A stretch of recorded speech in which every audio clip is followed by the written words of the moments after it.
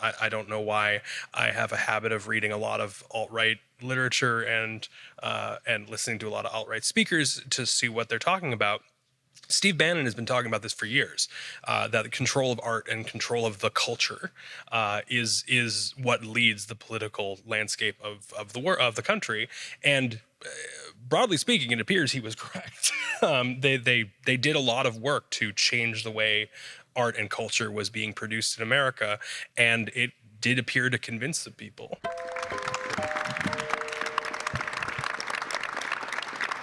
Hi, everybody. I am Gina Marie Jameson. I'm the special projects producer for Emerson College's Office of the Arts. I use she, her pronouns. I am a white woman in her vaguely late 30s with brown hair and wearing all black with red nails. Thank you so much for joining us at The Point, which is Arts Emerson's conversation series. Here we say art is the prompt and conversation is the point. So these gatherings invite us to think together about how culture can move people, how imagination can become action, and how art shapes civic life. That's something that we talk about a lot at Arts Emerson, is how we shape civic life. And with an eye towards the 250th, I think it's important to note that before the American Revolution was fought, it was performed. So in the years leading up to 1775, resistance in the colonies unfolded through speeches, plays, pamphlets, images, protests, and public ritual.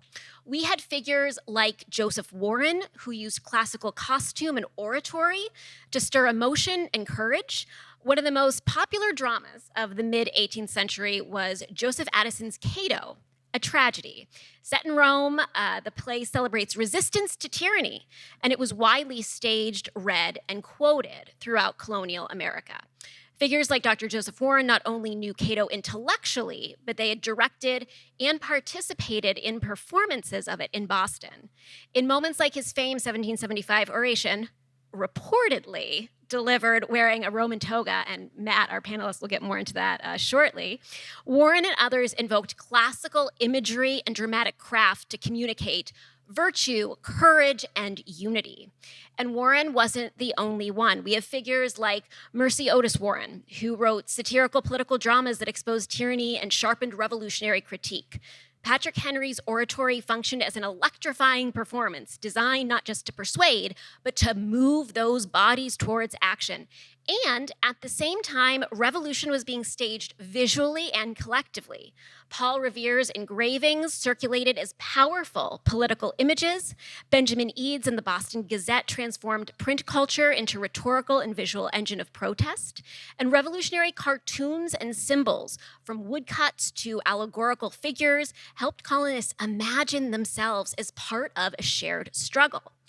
And in the streets, protest used spectacle, effigy, which I think we can relate to puppets somehow, which feels very Arts Emerson, and mass participation to turn dissent into a public embodied experience.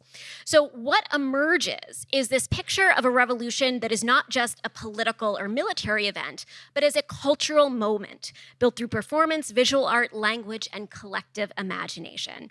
And what makes this especially compelling and urgent is how familiar these tactics still feel.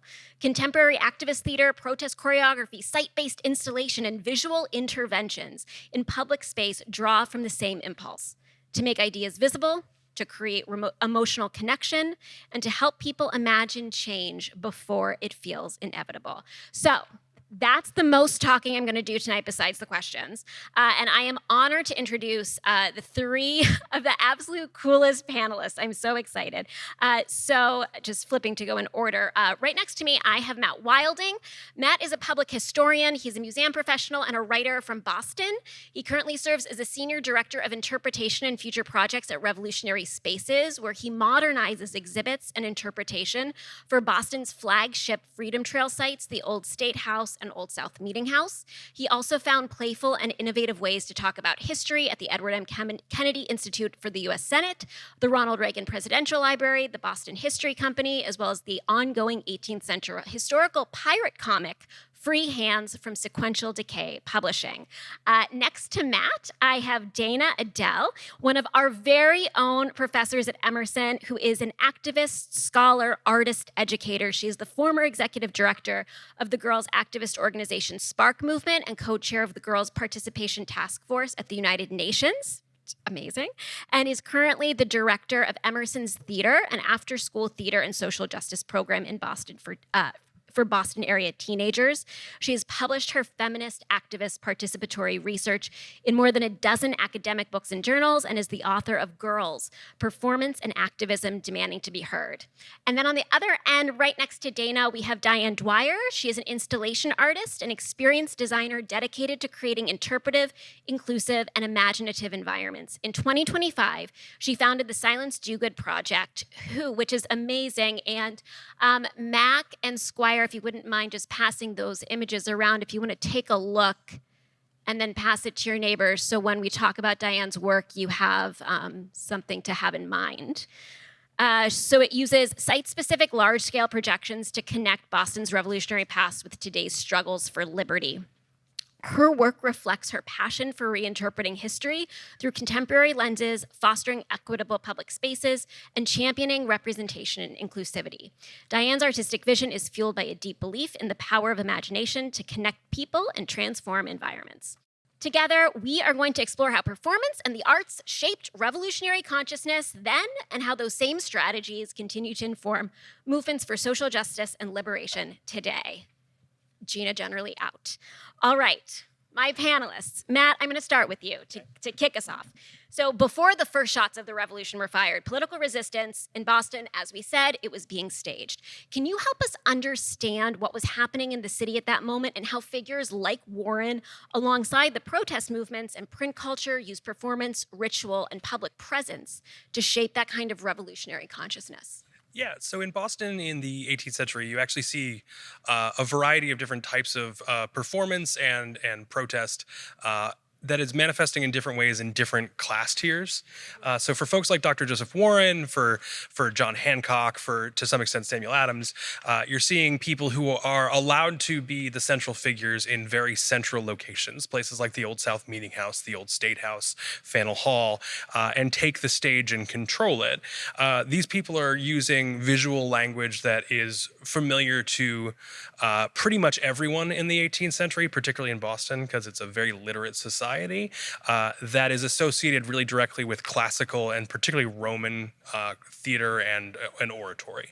So you have folks who are making really direct reference to very famous Greco-Roman classical literature and theater and speech.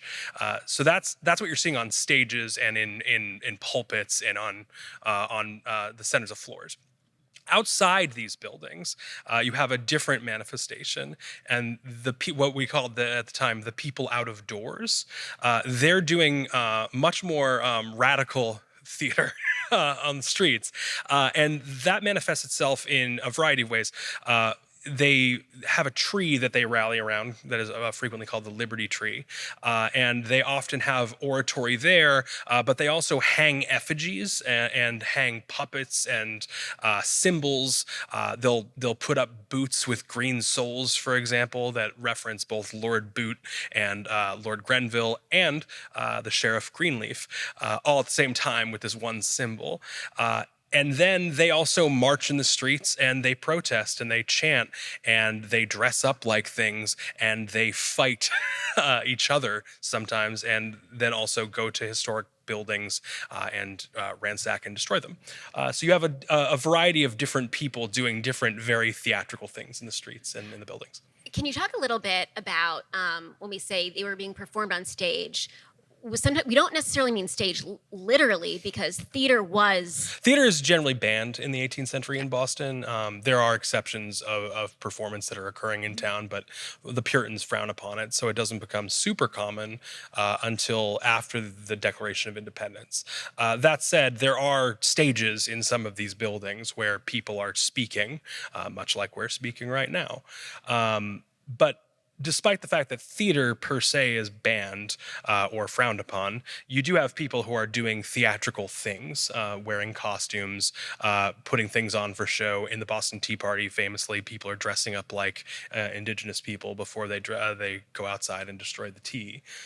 Can you talk a little bit about the Stamp Act riots and how Yeah. that we can relate that kind of to street theater and coalition building? Yeah, the Stamp Act riots are one of my favorite things to talk about, so I will talk about them. In 1765, you have a new tax called the Stamp Act, which is a tax on paper goods and legal documents. It's the first tax that hits the colonies that really hits everybody. People who are buying newspapers, people who are buying playing cards, people who need seals from lawyers, things like that, all getting taxed. And people are upset about it. And additionally, the governor of the colony, a man named Thomas Hutchinson, lieutenant governor at the time, his brothers-in-law have been appointed to be the masters of stamps. And so there's some nepotism accusations. So there's this really interesting thing that happens at that time where there are two gangs in Boston that are very cleverly named. They're called the North End Gang and the South End Gang. And they're from the North End and the South End.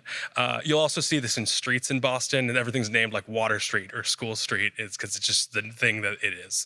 The North End Gang and the South End Gang have this long tradition of fighting on Pope Day, which you may know as Guy Fawkes Day, the 5th of November. They build these huge floats that are really ornate and have effigies of the Pope on them. And then they also have other effigies of politicians they're mad at, not limited to, but including Thomas Hutchinson. And Who so was the lieutenant governor at the time, and they drag them downtown, and then they just beat the hell out of each other for like hours. And whoever wins the fight gets to burn the other group's effigy of the Pope. Now, this protest that happens every year against Catholics and against politicians essentially trained these two gangs to become paramilitary organizations with a flair for the theatric. So in 1765, somebody, probably Samuel Adams, though there's no documentation for it, arranges for both gangs to sort of merge together and go to the Liberty Tree, and they hang a bunch of effigies and have a bunch of theatrical oratory at the Liberty Tree, and then they march through town and make the people who have been appointed to issue the stamps come outside and publicly issue that they are resigning. And they actually demand that they come a few days later to the Liberty Tree, not to the townhouse, because the Liberty Tree is the seat of government to these people. Now, a few weeks later, they get back together and they ransack the governor's house, Thomas Hutchinson's house. They tear it apart, and so it becomes a big legal debacle. But it starts as this very well organized and very well staged protest that is recognized throughout immediately in Massachusetts, and then later throughout many of the colonies as like an example to follow. It just gets kind of tainted by a couple of weeks later with the violent riot.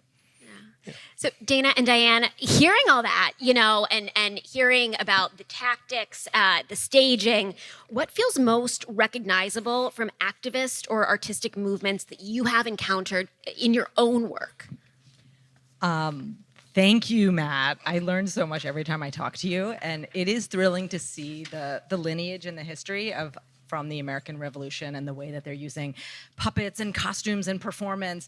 And even now, as we're looking at rebellion and revolution and protest movements, even this past weekend in Minneapolis, there was a local Boston performance artist, Robbie Roadsteamer, who was dressed in a giraffe costume, wearing a thong and a giraffe costume, and pushing against ICE and singing and chanting and using kind of spectacle and costume and performance as a way to get attention, to activate people, to get people interested in fighting back and pushing back. And so spectacle and performance and puppets have always been used historically, going back clearly from this era, but also through the May Day riots and the workers' rights movement in the 1930s started using large-scale puppets as a way to get attention in the street and to try to get people to come out of their offices and see what was happening. And then up through the 1960s, Bread and Puppet and San Francisco Mime Troupe were protesting the war and capitalism, and Teatro Campesino, and the way that street performers are using large-scale interruptions into the public life with like fun and whimsy and satire and telling stories. So this is not shocking that this is the beginning of this country. And that's also what gets people out into the street. So if you want protests to be fun, to be engaging, to feel like you're part of something, and performance, music, dance rallies people together. So it gets those numbers. Diane, do you have any reflections on that, especially as somebody who's working so broadly in public space? Yeah, I think the piece of what Matt was describing that speaks most to my work in process is the hearkening back to previous, I guess, historic times. So where the patriots of the 18th century were invoking the classical era. I feel like I'm doing a similar thing, trying to bring back, the 18th century into messages for today. So, yeah, I think that's what sort of resonates with me. That's awesome. Thank you. So going back to Joseph Warren and Cato, because that is the title of our talk. So one of the most enduring stories is that Warren busted through the windows of Old South Meeting House and delivered his Boston Massacre oration in a Roman toga. And I'm just wondering, what does that tell us? And Matt, we'll start with you, but I think we can broaden this out to everybody about how revolutionaries understood symbolism, emotion, and belief, and why perceived truth can sometimes matter more than factual certainty in political movements. Yeah, so for context, it was mentioned earlier, but I work at the Old South Meeting House, which is where this allegedly happened. You mentioned how it reflects on how revolutionaries understand this stuff. I actually would argue it suggests more about how loyalists recognize the symbolism of the period. So for context, Dr. Joseph Warren made a speech at the Old South Meeting House that was reported widely in newspapers throughout the colonies. Most notably, the instance that's being referenced was reported in a newspaper called the New York Gazetteer, I can't pronounce that word, but the Gazette-eer. And they reference that he's wearing a toga. Now, and he comes through the window and he gives this grand oratory and he's acting like Cicero. It is the only account that suggests that he does this. There are multiple first-person accounts by British soldiers that do not imply this at all, that don't mention it. There's contemporary accounts in Boston newspapers that do not take this into account. So it probably didn't happen. But what the New York Gazetteer is suggesting is this symbolism that everyone who reads that paper, which is a loyalist pro-British paper, everyone immediately would recognize the symbolism they're referencing because everyone in the colonies is very fluent in classical symbolism of oratory and theater. This is a really just generally important thing to understand about the 18th century. Jeffrey Rosen from the National Constitution Museum in Philadelphia has written extensively about this. The 18th century has so much shared language and shared understanding, not just of the Bible, which is what we usually end up talking about, but of Roman and to some extent Greek thought. And so the language of Roman Republican thought is central to all of the symbolism in the American Revolution. So how do you feel, Dana, about how the idea of symbolic truth can show up in protest imagery today? I'm thinking back on just what you said about the giraffe costume. I'm thinking about, how do we see things today that we might know as coded symbols? Yeah, I mean, I love the story that it was a Roman toga, that it was the symbol of ancient democracies in this world that we consider like these are the strong, smart leaders that we want to represent. And if you actually think about the way that the ancient world was using performance and that lineage up until today, is that performance was happening in the same physical spaces as politics. So they were deeply connected. The playwrights were writing plays in the same assembly where later the citizens were voting on the acts, on the whether to go to war or not to war, and the playwrights were using rhetoric and using language and thinking about how this audience was the audience of politicians and of citizens who were going to be voting. So there was a blurry line between performance and politics and democracy, and theater was really evolving at the same time that democracy was evolving. And so everybody had this idea that we all have a voice and have power, and so using the symbol of the Roman orator speaking validates that this is like an important speech that we should all be listening to. This should be respected. And we see it all the time. We see now this kind of idolization of like, oh, the Revolutionary War was this magical period in American history where we were all heroes and it was this great time. And then we see those symbols repeated in like the January 6th riots where they're wearing like Revolutionary War costumes as a way to represent. Native costumes. And native costumes and Viking costumes also. Yeah. But they're also, I mean, we look at even like the Tea Party in American politics from 2009, that became like an American political party trying to say that like this was this golden era of like American history and we need to be protesting taxes today, but it was protesting, you know, healthcare for all and Obamacare. And so we're using these symbols as if they have new meanings now that validate and justify actions that maybe should not be justified. Yeah, totally. I feel like we're getting towards something, so I'm going to combine some of our questions because I feel like we are so like inching towards what Diane is doing really well in her work today. So, Matt, you talked about with the Stamp Act riots that we have these two rival gangs, but they're coming together for the performance of the Beautiful century. unity, isn't it? It's really gorgeous. So how can we talk about how performances like that, they're so powerful that they coalition build, they build bridges across class, across neighborhood, or maybe even some ideological divides. Can you talk a little bit about that with the revolution? Yeah, I mean, I think the Stamp Act riot itself is an incredible example of coalition building. These are diametrically opposed gangs who literally every year annually fight each other, and now all of a sudden, completely unexplained, no one explains how this happens, the two leaders of these two gangs are marching together, and one then defers to the other publicly. It's shocking. Like, can you imagine like Thune and Schumer walking down the street holding hands, and then Thune being like, "Schumer, you're in charge. Go ahead." Like it would be shocking. Nobody would ever believe that. So it's really impressive. I do think that there are other examples too of theater being used for community and coalition building. Most notably in, I believe it's March of '71.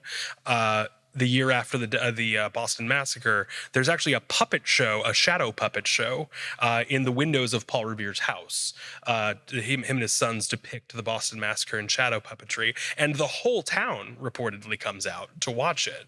So, you know, loyalist or patriot, although those terms aren't being used at that point, they're all collectively coming together and experiencing this very sensitive political event in the immediate aftermath of not just the event itself, but the acquittal of the soldiers who were responsible for it. That's a very powerful event that allows for community building. It's also notable in Boston in the 18th century, and this is something that I think we lose a lot when we don't have community events like theater and we get stuck on our phones and our computers, not to get too preachy. But in the 18th century in Boston is an incredibly small town physically. It's only a couple of miles wide. Almost everybody lives in either the North End or the very close part of the South End. They're all spending a lot of time together. There's only about 15,000 of them in total.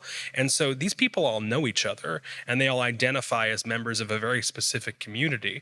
And when we talk about the idea of the Commonwealth, which Massachusetts is a Commonwealth, this originates it originates in England, but the way we see it in America is in towns like Boston, where the exclusion of other people isn't inherently because they don't like them or they think they're different. It's because the town feels that it is responsible for the well-being and safety of its other townspeople. We have a welfare state in Boston in the 18th century. We have a home to send homeless people if they are from Boston.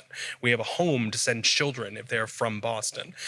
So when we talk about town-born turnout and the exclusion of British occupying forces, it's because there is a responsibility to take care of the people of Boston, and that manifests itself in community events like shadow puppetry and protests of the Stamp Act. So I think using that as kind of like the ground to grow from, Diane, when we had our conversation ahead of this, you said that you want your work to be accessible to diverse groups. You want it to be resonant with people who may have different ideologies, that they will recognize the work that you're doing, the words, the imagery, that it will resonate with people across the political spectrum. So how do you think about performance, or specifically visual intervention, as a tool for coalition building, especially, using the colonial language, the symbols, and among people who may not otherwise see themselves like on the same side? This question plagues me. Yeah, I think it's an interesting position to be sort of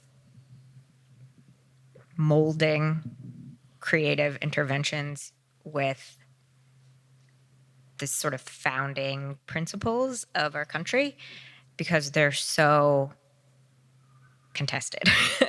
I try to tap into what is the most universal about them, because I feel like there's some pretty simple things that everybody can agree on, that equality is good, liberty and justice for all is good.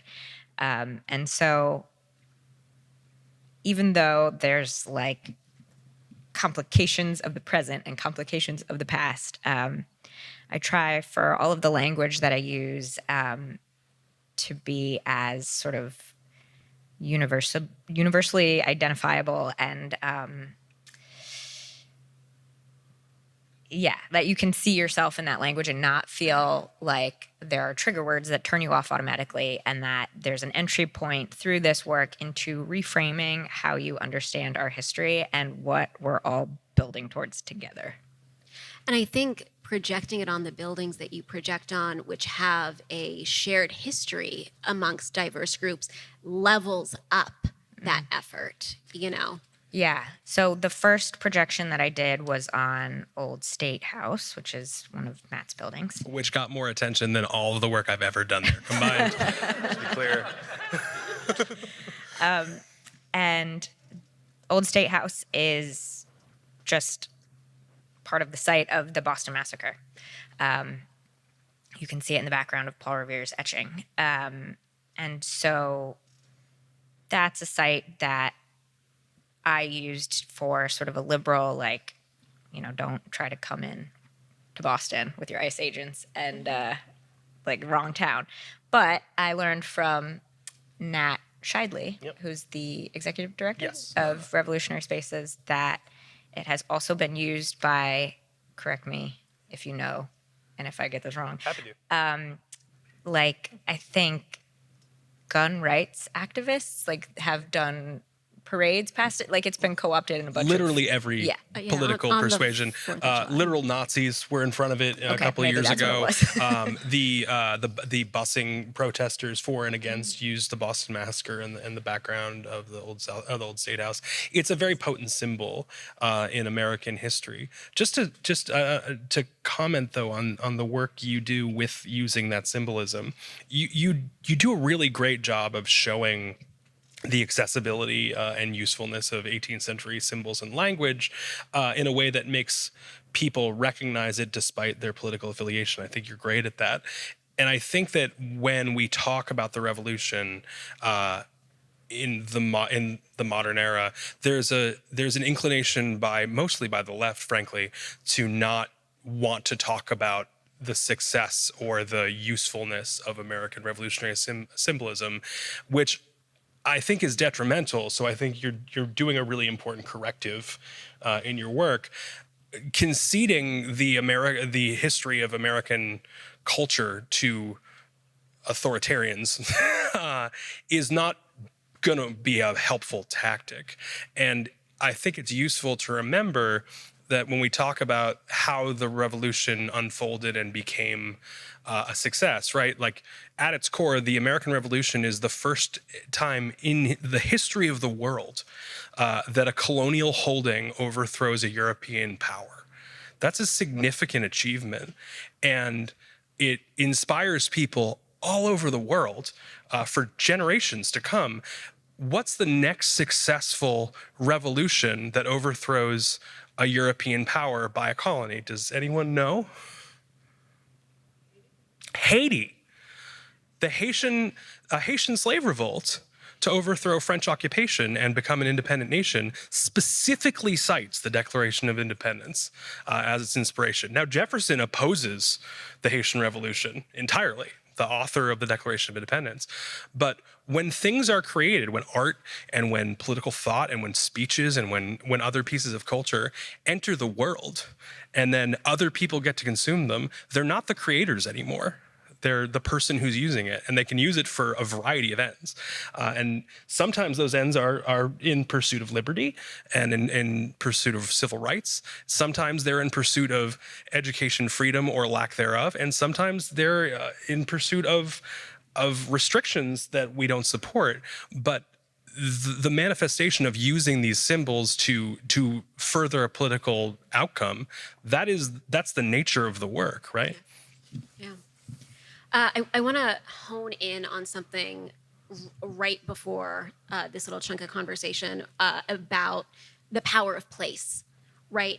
How does place, external place outside of a theater, outside of a stage, outside of an art gallery, how does it operate as part of the performance of revolution or resistance? And why do we feel like public space, shared space, matters so much in that way? Dana, I'd love to start with you on that, because I know we had some generative conversation about the ancient Greeks with that. Yeah, I mean, public space is where democracy happens. Like, that's where people are interacting with other people, changing hearts and minds, thinking about change and imagining a new future together. You can't do that when you're alone in your house.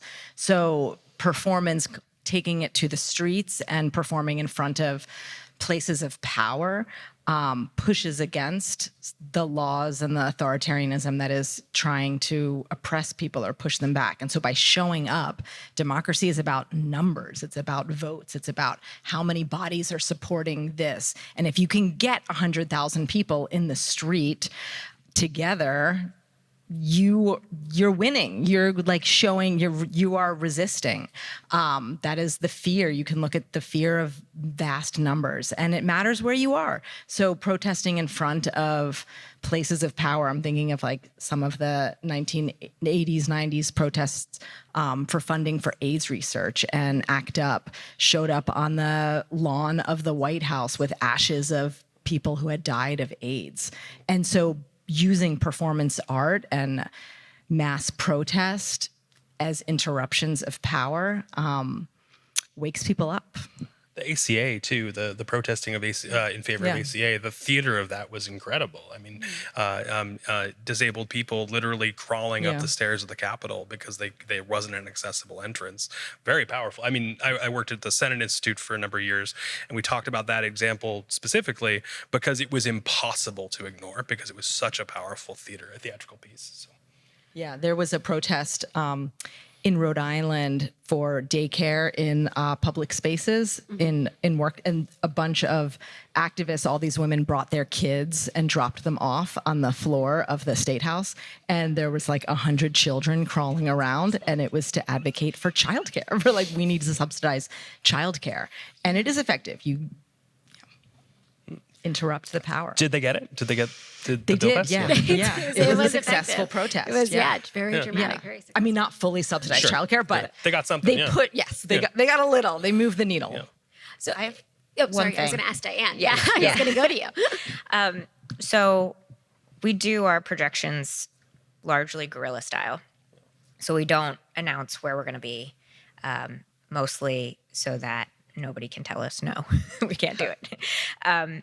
But I notice a huge difference being out with the projectors on the sidewalk and encountering, we encounter unhoused people who want to talk to us about the messaging that we're bringing into public space, and we encounter commuters and, locals, people who live around the corner from where we're projecting, and we have these really beautiful conversations. And then I post it on the internet, and I look at the comments, and it's a hellscape.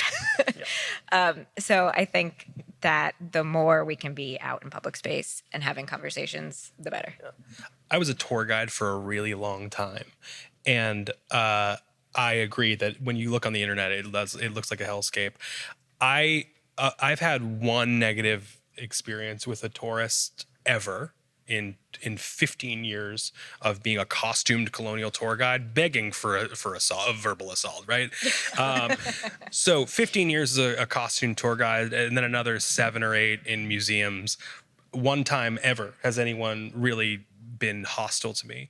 Otherwise, though, I've had hundreds of people who clearly disagree with me politically talk to me very civilly to my face.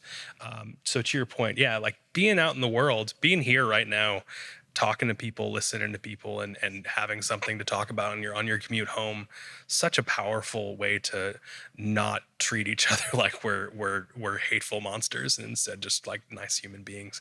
Yeah. So good job.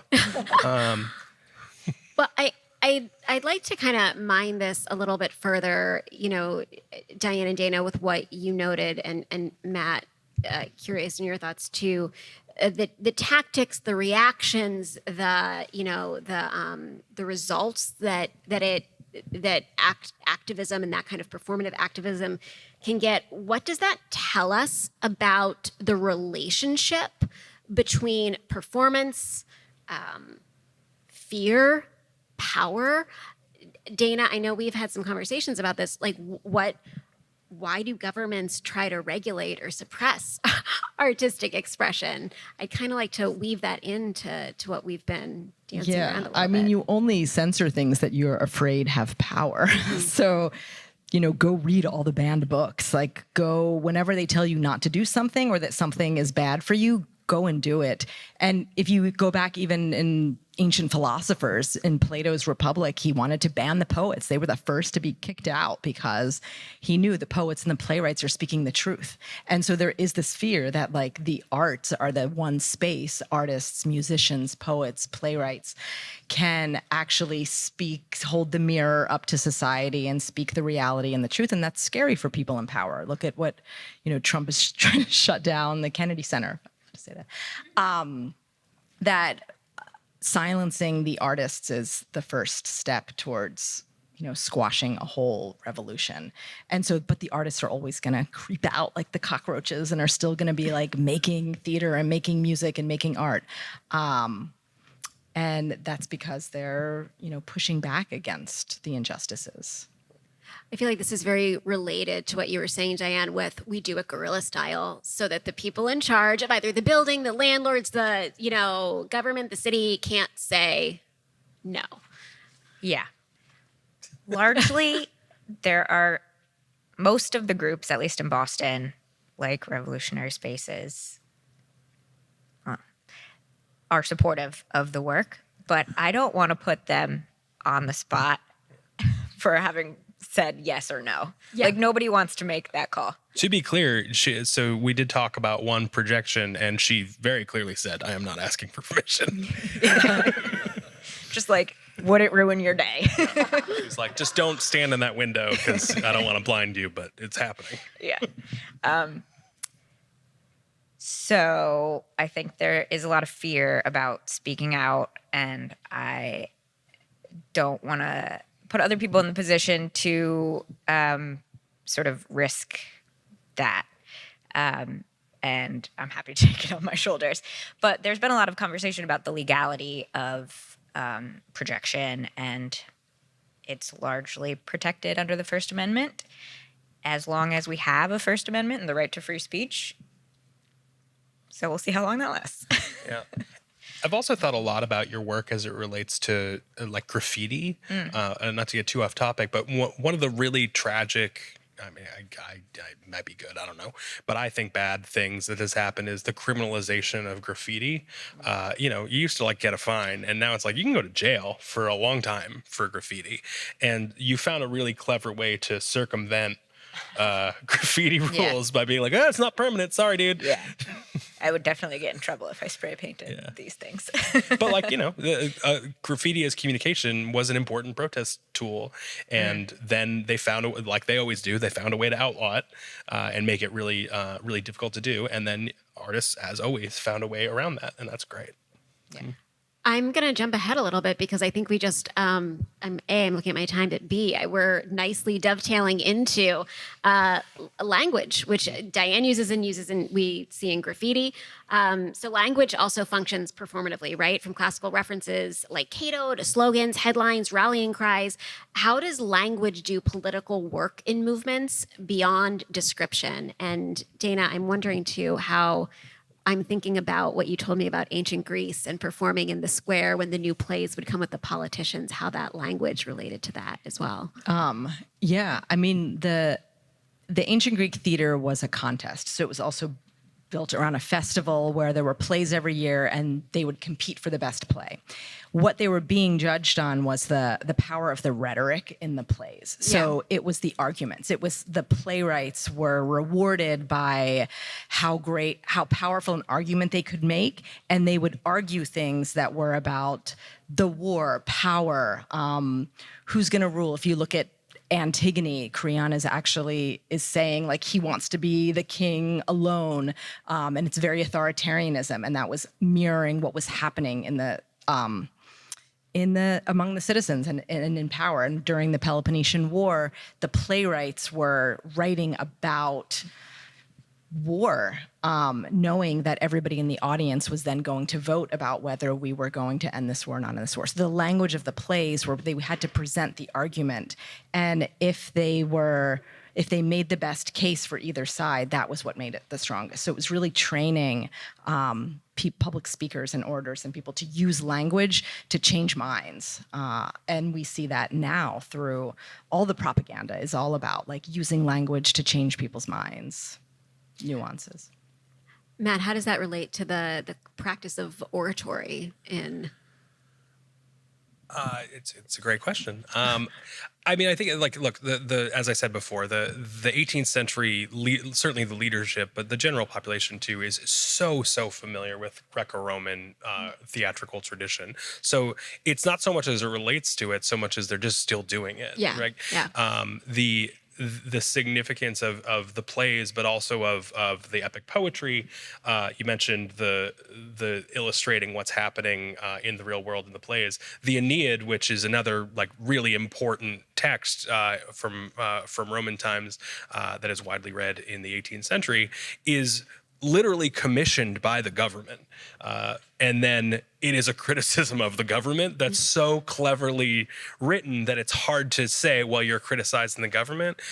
And I believe, Diane, you were talking about this earlier, the idea that you can create art I'm sorry, it was you actually, that you create art and it is subversive and it's critical of the government. The reason Guard is so dangerous is because you can sneak stuff in and say, well, that's not what it is. You're just reading into it. And that's every piece of performance in Greek culture and Roman culture. In American culture, after the American Revolution, you see these things called Christmas antics when Christmas starts being celebrated in Boston, where they put theater in the street and then ransack rich people's houses if they don't give them wine as a thank you for the play that is criticizing rich people. So, I mean, you see it throughout American culture forever. That's amazing. Yeah, we need to do that again, right? Like let's do some Christmas plays about how the rich are terrible and then make the rich pay for the play. It's kind of like a trick or treat gone Yeah. sideways a little bit. Diane, with this concept of language, like we've noted that your work, it deliberately takes up the same visual language, but in more progressive contexts, using the familiar symbols to point towards what I would call a different imagined future. How do you think about the ethical and strategic stakes of that reclamation of that imagery that already carries so much ideological weight for so many people? And what does it mean to use the past not to preserve power, but as we think towards the future, to imagine change? Just a light closing question. Totally. It's not even the closer, man. Not even the closer. Matt, what do you think about this? I think that you have great insights that I'm looking forward to. I think I mentioned earlier, it's something that I struggle with because I'm not trying to suggest that things in the 18th century were like the ideal. Like, I think I'm trying to evoke the desire, the collective desire to continue working towards the goals that were set in the 18th century that have never been realized. Like, we haven't gotten there on any of the fronts. Yeah. Yeah, Brian Stevenson talks about this in current culture and on an individual level. Brian Stevenson wrote a book called Just Mercy, and he's a lawyer who advocates largely for children. And he talks about not holding people for the worst moment of their lives, not to judge people by the worst thing they ever did, and having mercy and having sympathy and having empathy. And I've always thought about that as a really helpful frame to think about America, right? Like, America did some bad stuff, like, and to pretend we didn't do a bunch of terrible stuff is not helpful, and it's not useful, and it's not believable, right? But we did, America as a society has also contributed some good things to the world, and has also tried to do some good things that it has failed to do. And to dismiss the lofty and decent goals of some of America's best moments is a disservice to to ourselves. Like, we can use this stuff for good if we're willing to use it, but to just be like, well, it's all bad because Andrew Jackson is a monster and Jefferson was a racist. Well, then I guess then our options are overthrow the government or languish in apathy. And I have a cat and a dog, so right, I can't overthrow the government today. I need to make sure my dog's okay. Right? There's reasons that we don't overthrow our government every day, right? Unless it gets really, really bad. So maybe we can fix it. Maybe we can make it better. And I think the messaging you keep projecting on our buildings encourages people to maybe just try and make it better and maybe find some value in it. Yeah, I think this gets us nicely to my next question, which is, Matt, you've reminded us that the American Revolution didn't magically make life better for everyone, and that political struggle is rarely a clean arc without a clear endpoint. So if art and performance don't solve injustice, but help sustain momentum, imagination, and attention over time, Dana, what responsibility or opportunity does that create for artists working in public space? How does the visibility that feels so threatening to those in power, that prompts efforts to regulate or suppress artistic and performative expression, how do we move forward? What's the answer, Dana? How do we move forward, Gina? So, no, like, theater is not going to change the entire world right now. But what these tools and tactics can do, and I like to think about it more on a smaller person-to-person scale of like how we use the techniques of performance as a way to foster empathy, to engage people's hearts and minds, to think about using our imagination to imagine and vision a future world. And a lot of the work that I do is using tactics of theater to problem solve, to think about how role-playing and strategic play building is actually, this is what Brazilian theater activist Augusto Boal says, theater is the rehearsal for the revolution. It's not the revolution. And so we use the tactics of performance to practice what it might feel like to live in the world we want to live in, to practice the strategies to overthrow that person who is oppressing us. Maybe not the biggest person at the top, but like the person in our life, and that will slowly build towards long-term change. Diane, do you have any reflections on that? No. I know you're out there trucking along. Yeah, I know. This I speaks know. for you. I feel like maybe I should, like, projections are where I best express myself. Yeah, I don't know. It's hard to see this moment as an opportunity. Like, it feels more like a responsibility. Like, I would love to be doing other things and not having to worry about these concepts. Do you think, Matt, that we're always going to be worrying about different concepts? If it's not this, then next, based on, the long arc of American history that you've seen? God, I hope so, right? Like, we're not going to solve it. The world doesn't get solved. This isn't a video game. It's not high school. We don't graduate and then the world's fixed, right? There are problems in every period and every society that need to be solved, and sometimes we address them really well, sometimes we address them really poorly, and sometimes it's a mixed bag, right? I would like to think, and this is not a fact, this is just my opinion about it, I would like to think that the American society attempts to solve problems with an eye towards liberty and justice. It does not play out that way a lot, but it is the attempt. But when we talk about the 18th century and the achievements of the 18th century, the idea, and Gordon Wood pretty famously wrote about this 35 years ago or 40 years ago, the idea that white property-owning merchants could govern themselves was ludicrous. And now we're like, well, that's ridiculous. Like, they can't govern themselves because they're too powerful. We actually need more people to govern ourselves, right? But at the time, that was a radical moment, and it was not in the popular world of thought that even people who didn't white men who didn't own property could govern themselves. That wasn't even discussed for the most part. But it made a step in a direction, and then other people took that idea and applied it to themselves, and they proved and fought for the idea that all people, all men, all women could represent themselves and had the right to govern themselves, and then the rights that they would be allowed would expand, and sometimes they've detracted, but often they expanded, and we will keep having conversations about what new rights need to be codified and what needs to be altered and how we can better our society. And yes, sometimes we will fail. We may be failing right now, but it's not over. Just like we never finished to become a perfect society, it's never a complete collapse of society. I have one last question, then I'm going to turn it over to the audience. This is going to be a quick response from everybody.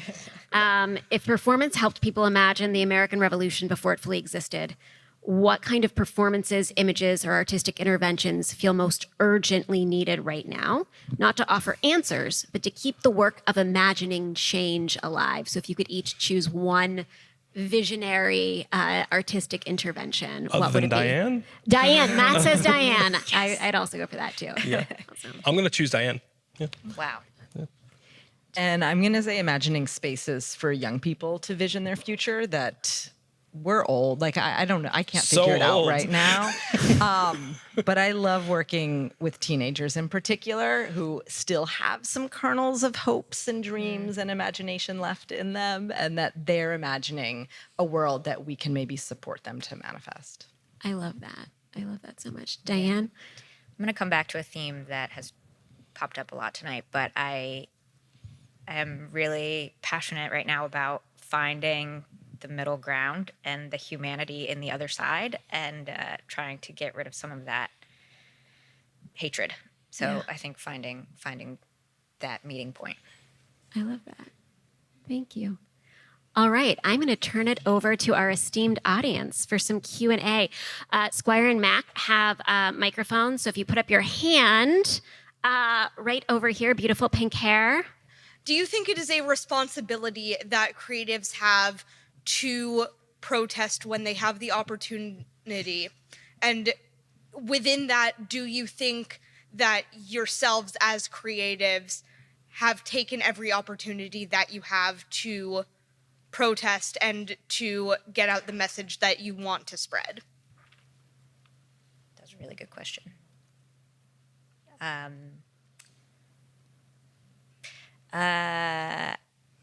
I think the responsibility lies kind of in the passion.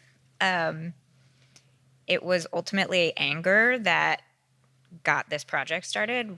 The first the first thing that I reacted to was Tom Homan's comment about bringing hell to Boston, and it was my reaction to that which started this project. So I think there's a sort of responsibility to respond to passion, but I think it's really hard as a creative to be like, I know things are wrong, I need to produce work about it. I think, yeah.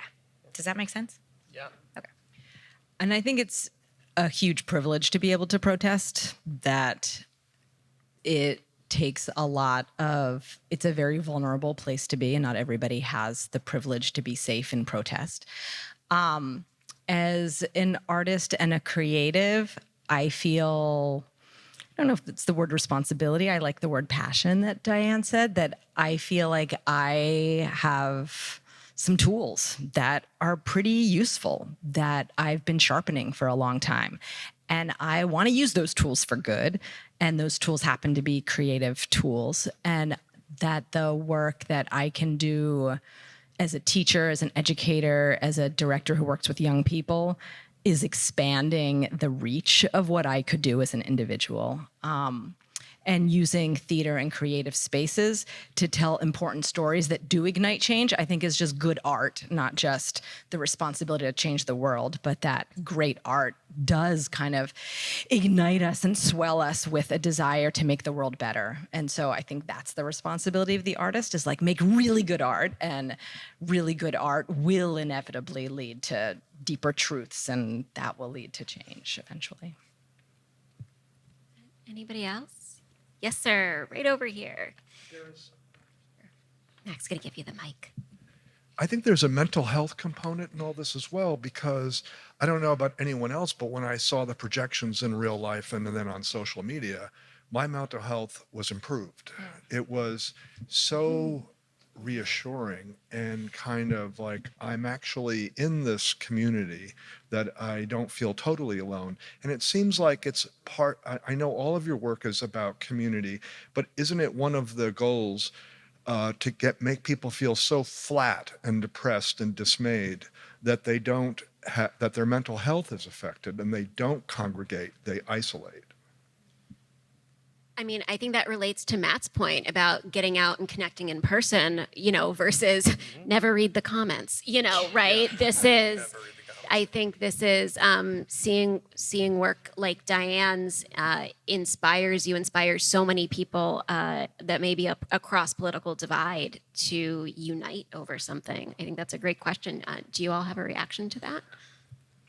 It's very cool that you saw one in person. It's cool in person. It's really different. It really is. I'm looking for more opportunities in the coming year to make them events that we can put out ahead of time. So hopefully people who want to see them can see them. It certainly always helps my mental health because they're all sort of generated from this frustration, and then expressing it sort of relieves that for a couple weeks until the next headline that drives me crazy. But a big response from the people of the internet in the comments is that it makes them feel like they're not alone. And I think that that's one of the biggest challenges that we have, and is feeling isolated and divided. And yeah, so it's really nice to hear that that's working. Dana, this wonderful comment and question, and thank you for that, makes me think of something that we weren't able to really dive into because I had to combine some questions on the fly, but relating maybe mental health and togetherness and that collective understanding and feeling of being a part of something to the excellent point you made in our pre-panel conversation about taking up space with your voice in protest movements. Can you talk a little about that and how that might relate to somebody's emotional well-being in the moment?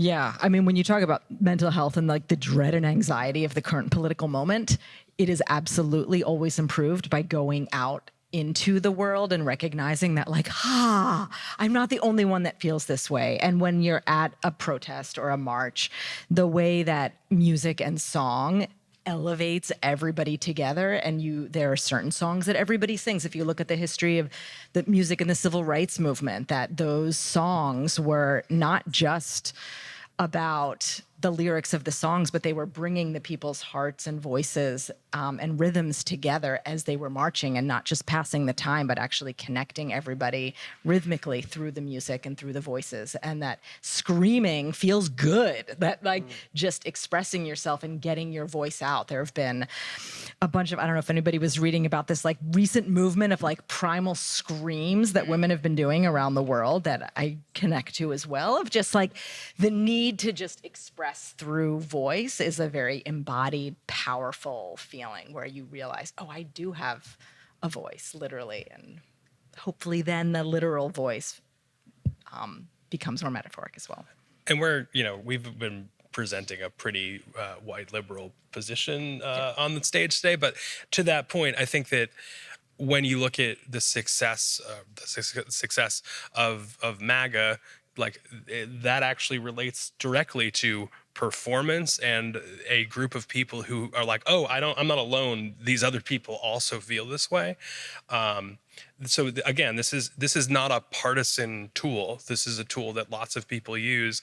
And because I don't know why I have a habit of reading a lot of alt-right literature and listening to a lot of alt-right speakers to see what they're talking about. Steve Bannon has been talking about this for years, that the control of art and control of the culture is what leads the political landscape of the country. And broadly speaking, it appears he was correct. They did a lot of work to change the way art and culture was being produced in America, and it did appear to convince the people. So, yeah. Yikes, but yeah, it happened. But for the positive mental health things we can do is gather and not be alone and sing and take up space and see amazing projections and come to our shared public spaces. We have a beautiful space on the Common that we work with for the city, where we put up a wide variety of musicians every day in the summer months, and would love to see you all there singing with the musicians and song and coming out and being in space. It's called Uncommon. We have our shows here at Arts Emerson. We have our point conversations. I'm sure there are so many other places that we can go and find togetherness and conversation. And one of the things that we love to do here is connect across difference and finding moments and opportunities to do that. Thank you so much for that. It was beautiful. I can have one more. Yes, sir. Just one thing maybe I've come to see over time, being more years on the earth, and that there's a pendulum swing always, and that history, we're always just at a certain point in time. There's always been times that have been worse, and then it swings back, and that, across administrations and like government and society and everything. And, if we say now that we're in a pendulum swing that's at a certain point, maybe one that we don't like, if to think about what the positive next reactive swing of that pendulum might be, I'd be interested to hear what everyone's perspective might be. Like, what are going to be the reactive positive outcomes of the current challenges that we face that we can look forward to? I've been inspired by the solidarity in the movement building in the last year, that I think there are more people of diverse backgrounds, more energy coming into the streets and using tools, that I'm hoping we are planting seeds for the next big movement that will swing us to the other direction. And we're building those muscles and those tools and those relationships and those tactics. So I work in history, so we talk a lot in my organization about like, well, good for who, right? Pendulum swings for different groups at different times. Right now, there an American liberal might say, yeah, things aren't going great. An American conservative may have a different opinion, but also notably, like someone in India or China might have a different opinion about if things are going badly or going well right now. So I don't really have an answer, because I don't think that our situation is the situation, right?